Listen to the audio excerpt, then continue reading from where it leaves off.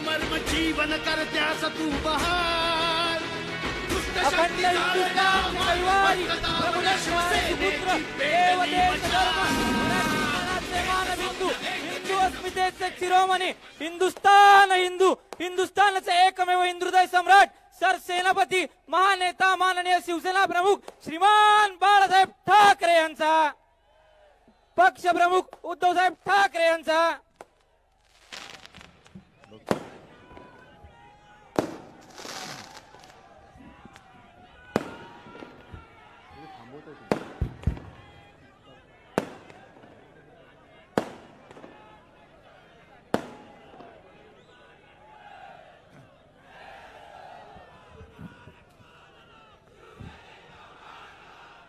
व्यासपीठावर बसलेले माननीय विश्वंभरजी, असीमजी, आपल्या महाविकास आघाडीचे सर्व मान्यवर नेते आणि जमलेल्या माझ्या तमाम देशभक्त बांधवांनो, भगिनींनो आणि मातांनो, बऱ्याच वर्षांनंतर जळगावमध्ये आलेलो आहे. तसा जळगाव जिल्हा हा शिवसेनेचा बालेकिल्ला आहेच. काही जणांनी टकरा देण्याचा प्रयत्न केला. टकरा देण्याचा उपयोग असा झाला की सुरुवातीला जेवढी शिवसेना मजबूत होती त्याच्या 10 पटीने आणखीन मजबूत झाली. आणि एक वैशिष्ट्य सांगतो, आता आपला करणदादा उमेदवार आहेत आणि करणदादा तुम्ही या, तुम्ही आणि तुमचे काका कुठे आहेत? हे वैशिष्ट्य आहे की शिवसेना काका पुतण्याला एकत्र आणते.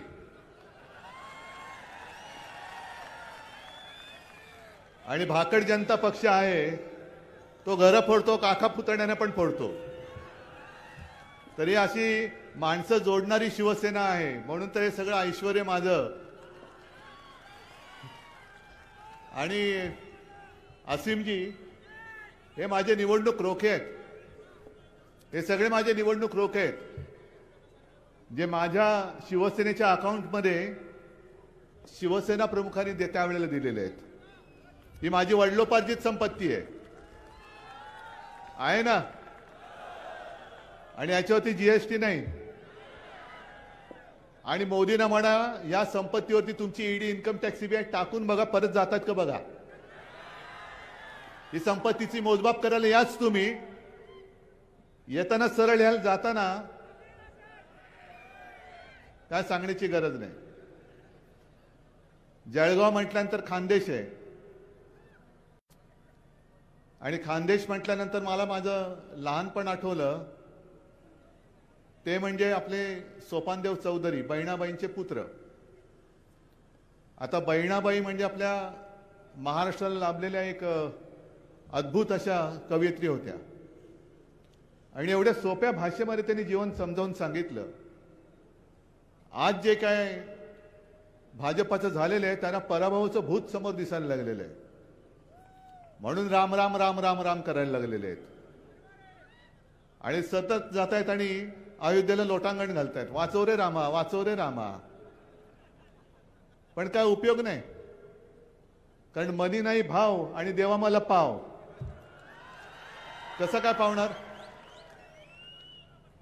आणि आम्ही सुद्धा श्रीरामाचे भक्त आहोतच. राम मंदिरामध्ये, त्याच्या उभारणीमध्ये, त्या सगळ्या लढ्यामध्ये शिवसेनेचं काय योगदान आहे हे आम्हाला कोणी शिकवण्याची गरज नाही. तमाम जनता माहिती, जनतेला माहिती आहे की शिवसेना प्रमुखांनी काय केलं होतं तेव्हा. पण बहिणाबाईंच्या 2 ओळी मला आठवतात. आम्ही राम भक्त आहोत, तसं बहिणाबाई म्हणायच्या की देवा पांडुरंगा तुझी भक्ती कशी करू सांग, तुझ्या रूपा आड येत सावकाराचं रे सोंग. बरोबर ना? म्हणजे भक्ती करायचे पण सावकार आहे मध्ये. तसंच आज मला प्रभू रामचंद्राला सांगायचंय की प्रभू रामचंद्रा तुझी, कारण तुझ्या रूपा आड येत भाजपाचं रे ढोंग. आणि सोपानदेव चौधरी, म्हणजे आता हे त्यांचे शब्द आहेत, तरी विश्वंभरजी एका शब्दाला मी जरा समानार्थी शब्द वापरतोय, मूळ शब्द तुमच्या लक्षात येईल. आम्ही लहान मुलं होतो तेव्हा सोपानदेव आमच्या घरी यायचे, आजोबांचे मित्र. आणि सोपानदेव सुद्धा एक प्रतिभावान माणूस, आणि त्यांनी काही गमती जमती आम्हाला सांगायचे. ते आले का धमाल असायची. आम्ही सगळी तिघही भावंड त्यांच्या अवतीभोवती असायचे, आणि ते त्यांच्या अस्सल अहिराणी भाषेमध्ये, मराठी भाषेमध्ये आम्हाला अशा गमती जमती सांगायचे की ऐकतच राहावं.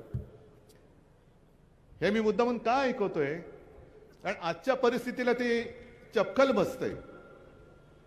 आज सुद्धा संपूर्ण देशात असं येत्या 4 जूनला लोकशाहीचा विजयोत्सव संपूर्ण भारत साजरा करणार आहेत.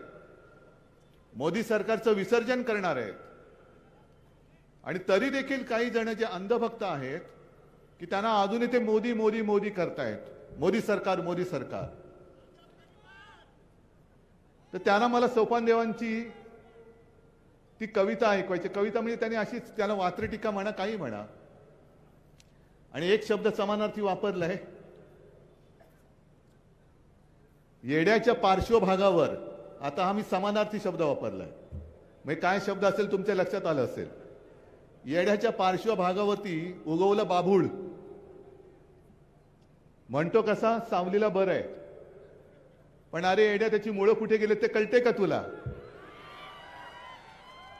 तसं हे बाबलीचं झाड यांच्या पार्श्वभागावरती उगवलंय. सावलीला बरं आहे म्हणतायत, पण मुळं किती खोलवर गेलेत हेच त्यांना कळत नाहीये. अजूनही जप चाललेला आहे. आणि 10 वर्ष, कारण तुम्हाला नुसतं तिकीट दिलं नाही म्हणून तुम्ही निघालात अशातला भाग नाही. साधारणतः एक दुनिया अशा पद्धतीने जाते की विरोधी पक्षातली माणसं हे सत्तेच्या पक्षात जातात, सत्ताधारी पक्षात, आणि त्या प्रवाहामध्ये ओणकी सुद्धा वाहून जातात, लागतात पहिली तिराला कुठेतरी. ओणकाच असतो तो. त्या ओणक्यावरती नंतर बेडकं बसतात, माशा बसतात, कारण ओणका काहीच करत नाही, तो प्रवाहाबरोबर वाहत जातो. पण तुम्ही प्रवाहाच्या विरुद्ध पोहत जाऊन सत्ता आणण्यासाठी शिवसेनेत आलेला आहात. ही लढाई ही उन्मेषदाराची नाही, ही लढाई करंडदाराची नाही. ही लढाई तुमची लढायला ते उभे राहिलेले आहेत. तुम्ही त्यांना साथ देणार आहात की नाही हा प्रश्न, हा विषय, हा 4 तारखेला कळणार आहे. केवळ काहीतरी त्यांना तिकीट नाकारलं तसं नाही. एक माणूस उमेदीने काम करत असतो. आणि खरं सांगतो तुम्हाला की उन्मेष जरा तुम्ही जेव्हा भाजपात होते आणि काम करत होतात, नंतर आमची युती तोडली, भाजपने वगैरे ते भाग सोडा, पण आम्हाला सुद्धा एक समाधान होतं की एका चांगल्या माणसाला आम्ही 19 साली साथ दिली, चांगलं काम करतोय. आणि गाडं कुठेतरी रुळावर येते, अशा वेळेला तुम्ही त्याला बाजूला करता. तुम्ही कोणाला उमेदवारी द्यायची तुम्ही द्या, त्यांच्यावरती मला काही टीका नाही करायची, पण वापरा आणि फेकून द्या. जेव्हा तुम्हाला भाजपला गरज असते तेव्हा माणसं वापरायची, पक्ष वापरायचे, आणि त्यांचा उपयोग संपला की फेकून द्यायचं. म्हणजे देवेंद्र फडणवीस जे बोलतात की मोदींच्या इंजिनाला विकासाचे डबे आहेत, काय बोललात? ऐकायला नाही आलं?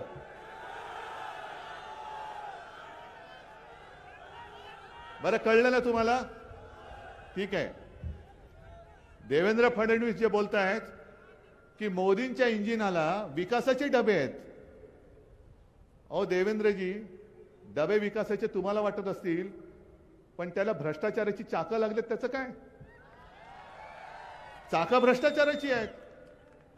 म्हणजे मी अनेकदा बोलतोय की 14 साली आणि 19 साली आम्हाला सुद्धा अभिमान होता, अरे काय पंतप्रधान आहे हो, काय माणूस आहे, 56 इंचाची छाती, कपडे कुठून शिवत असतील देव जाणे, आणि काय रुबाब, एक अकेला सब पे भारी, आणि सोबत सगळे भ्रष्टाचारी, सोबत सगळे भ्रष्टाचारी.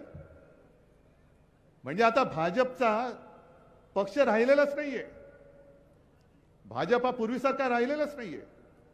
उगाच हे उन्मेष जरा वगैरे सगळे भाजपा सोडून का शिवसेनेत आले? कारण एक तर भारतीय जनता पक्षाने महाराष्ट्रामध्ये जे गद्दारीचं राजकारण सुरू केलं ते म्हणजे हिंदुत्व नाहीये, अजिबात नाहीये. मोदीजी, तुम्ही आमच्या शिवछत्रपतींच्या पवित्र भगव्याला गद्दारीचा कलंक लावलात. आजपर्यंत महाराष्ट्राने तुम्हाला 40 पेक्षा जास्त जागा देऊन दिल्लीच्या तख्तावरती बसवलं होतं. तुम्ही गद्दारी उद्धव ठाकरेशी नाही केलीत, तुम्ही गद्दारी फक्त शिवसेनेशी नाही केलीत, तुम्हाला भरघोस आशीर्वाद देणाऱ्या महाराष्ट्राची तुम्ही गद्दारी केलेली आहात. 50 खोके एकदम ओके, हे लहान पोर सुद्धा का ओरडते? आज शेतकरी, इकडे सुद्धा शेतकरी आलेत ना रे, आलेत. मग आता तुमची हालत काय आहे? आज मोदी संपूर्ण राज्यभर फिरताना आज सुद्धा कुठेतरी नगरला होते. का पाळी आली तुम्हाला?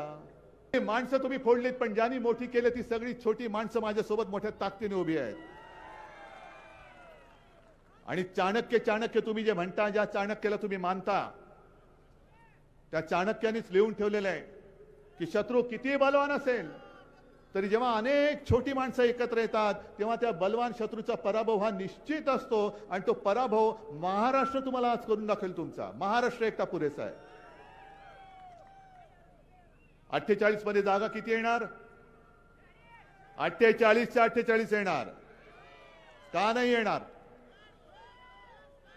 आपण त्यांच्या सोबत होतो तेव्हा 40 पेक्षा अधिक जागा या एकट्या महाराष्ट्राने जर त्यांना दिल्या असतील तर तुमच्याकडे सत्ता आहे म्हणून तुम्ही त्याच्यावरती स्वार झाला असाल. पण 4 तारखेला जेव्हा ही जनता तुमची जागा दाखवेल तेव्हा हीच खेचरं तुम्हाला लाथा मारायला सुरुवात केल्याशिवाय राहणार नाही. आज सगळी त्यांची पापं लपवायला तुमच्या सोबत आलेले आहेत. येऊ देत, पण उद्याचा दिवस हा आमचा आहे. 4 जून हा निष्ठावंतांचा आहे. 4 जून हा लोकशाहीच्या विजयाचा आहे. आणि तुमचा जो काही भेदभाव चाललेला आहे, आमचा गुजरात बद्दल काही वैर आहे अशातला भाग नाही. गुजरात सुद्धा आमचाच आहे. आणि आज सर्वांच्या समोर सांगतो की उद्या गुजरातचं जे हक्काचं असेल ते आम्ही गुजरातला दिल्याशिवाय राहणार नाही, हे माझं जाहीर वचन आहे. पण गुजरातला देत असताना तुम्ही माझ्या महाराष्ट्राच्या हक्काचा तोंडातला घास काढून जो गुजरातला भरवताय तो हात आम्ही जागेवर ठेवणार नाही, अजिबात नाही. महाराष्ट्र आपला हक्क तिकडे सोडणार नाही. ठीक आहे, तुम्ही आला, प्रेमाने आलिंगन द्याल, आम्ही प्रेमाने आलिंगन देऊ.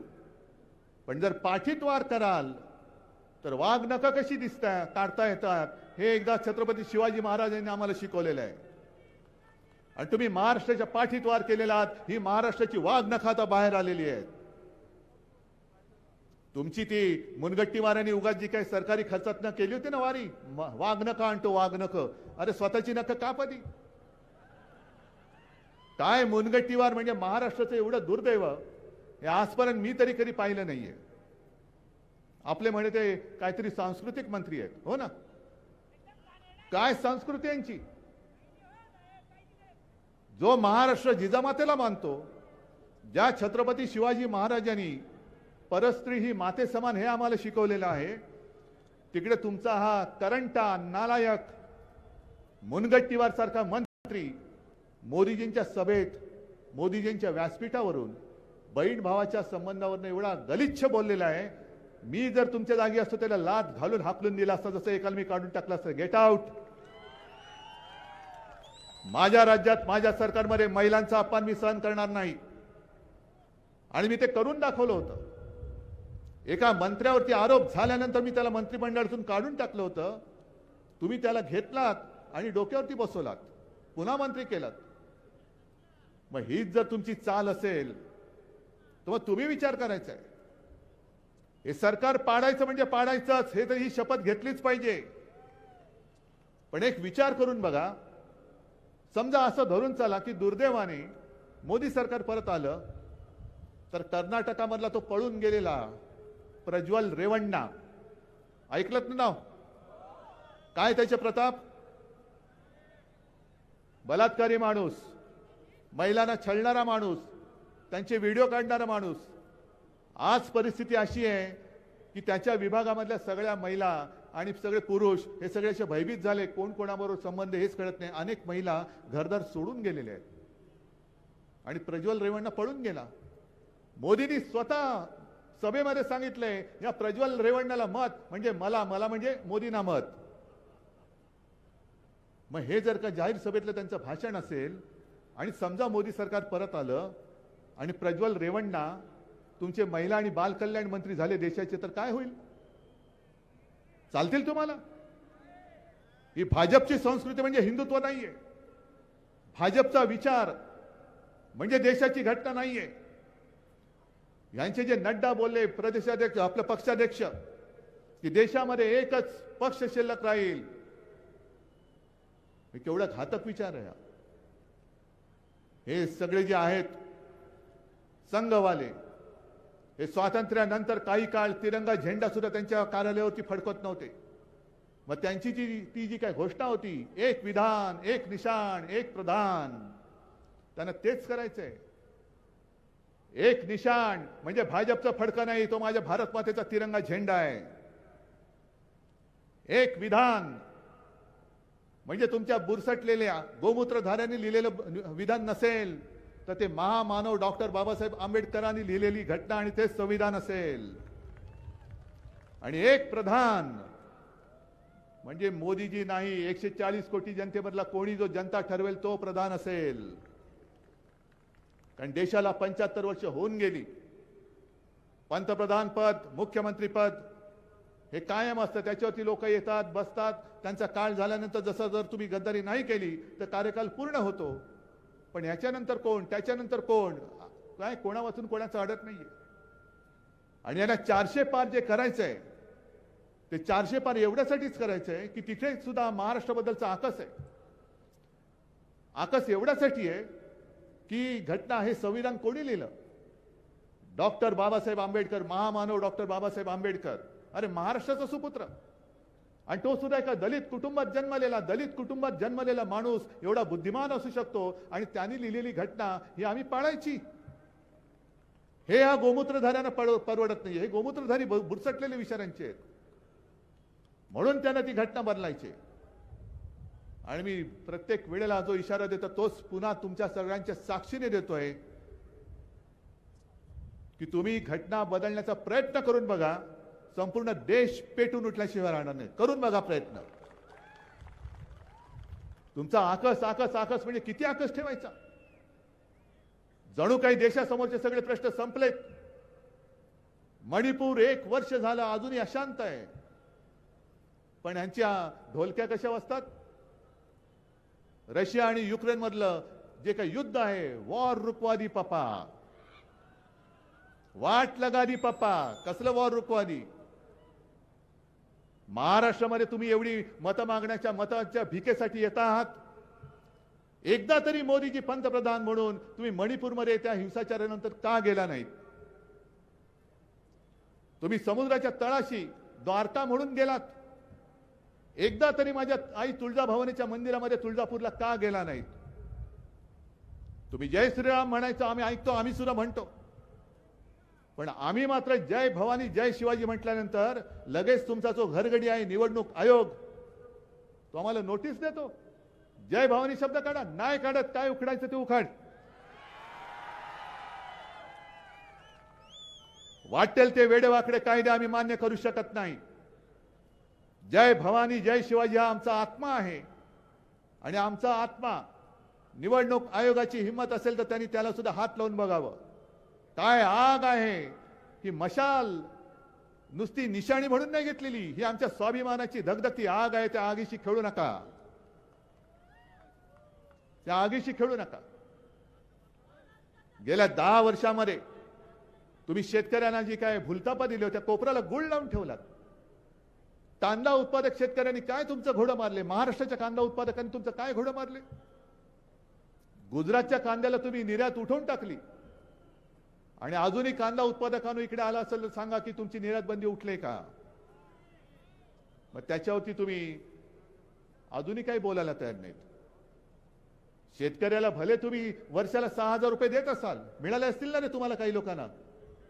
काय ती सन्मान योजना वर्षाला 6,000 देतात, आणि तुमच्या खतावरती, बी बियाणावरती, कृषी पंपावरती, शेततळ्याच्या प्लास्टिकवरती वायरवरती किती जीएसटी लावतात? साधारणतः 5 ते 18%. म्हणजे खतावरचा जीएसटी त्यांनी मी आता ऐकलं की 18%वरून 5% केला. बरोबर आहे?